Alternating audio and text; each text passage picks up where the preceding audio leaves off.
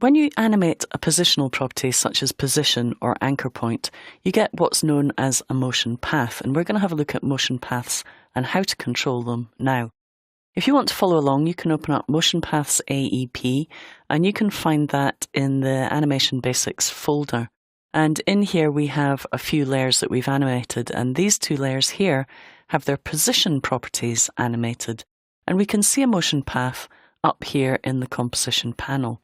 If we want to see that a bit more clearly, what we can do is select the layer and go to Edit, Label, and if we change the label colour to something quite bright, like a red colour or an orange colour maybe, you'll see that we get a much brighter, more obvious motion path. So this is the motion path, and at the moment that motion path, you notice there's dots on it, and those dots are evenly spaced.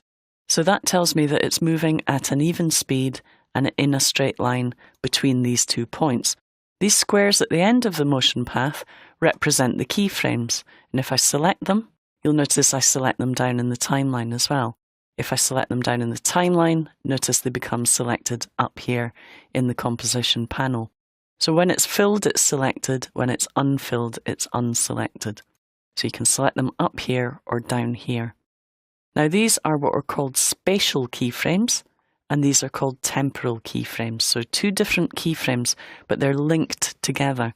So these determine how the keyframes behave within time, so how the timing works, and these ones up in the composition panel that are linked to these ones determine how things happen in terms of the space. Okay? So for example, I could move this keyframe, and that changes its position, but notice it doesn't affect its timing down in the timeline. I'm just going to undo that. So you can pick up keyframes and move them. If I decide I want the text layer to come from down here or up here, I can move the first keyframe, and then when I scrub through, you'll notice the text now comes in from there instead. So you can just pick up and move keyframes spatially.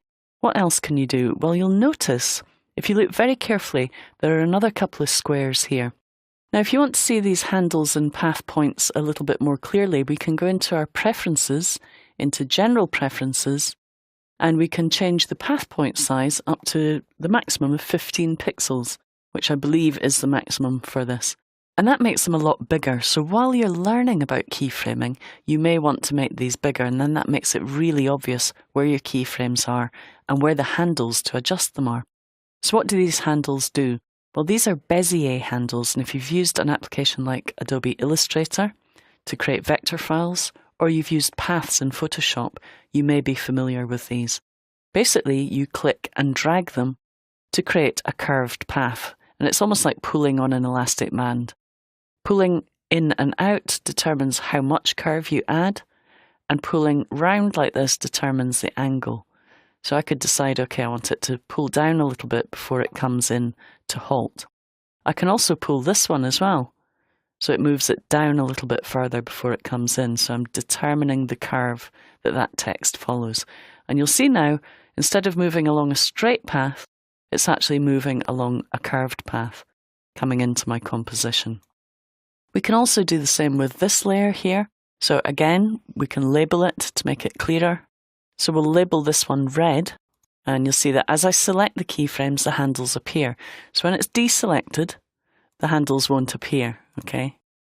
When I select a keyframe, the handles appear, and that allows me just to click and drag them and decide where I want that to go. So I might want that going in an S-shaped curve, so I can drag the handles that way.